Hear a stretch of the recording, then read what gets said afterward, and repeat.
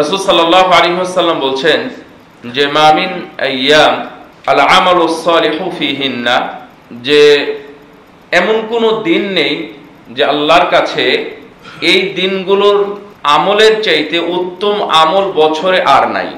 সুবহানাল্লাহ। এই দিনগুলো হলো জিলহজ মাসের প্রথম দশক। প্রথম দশক বলতে 10 নম্বর দিন তো আরো বেশি ফজিলতের দিন। এই জন্য সাহাবীরা যখন শুনলেন জিজ্ঞাসা করলেন, ইয়া রাসূলুল্লাহ, আপনি বললেন যে এর চাইতে উত্তম আমল আল্লাহর কাছে নাই এই 10 দিনের আমলের চাইতে, তাহলে জিহাদ?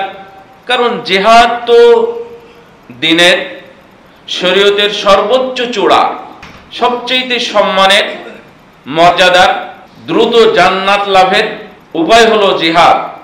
এবং জান্নাতের মধ্যে সবচেয়ে সম্মানিত হবে এই মুজাহিদরা এবং গাজীরা।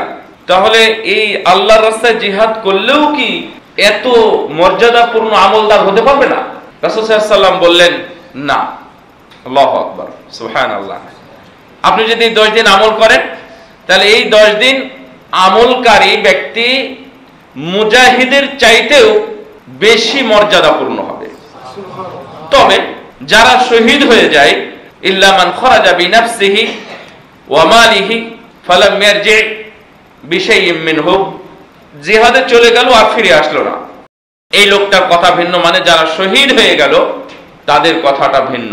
তার মানে দুনিয়াতে এমন কোন আমল আল্লাহর দরবারে আপনি পেশ করতে পারবেন না এই 10 দিনের আমল যত সুন্দর, যত মর্যাদাপূর্ণ আল্লাহর কাছে।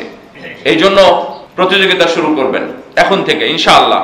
আল্লাহ যেন আমাদের সবাইকে তৌফিক দান করেন।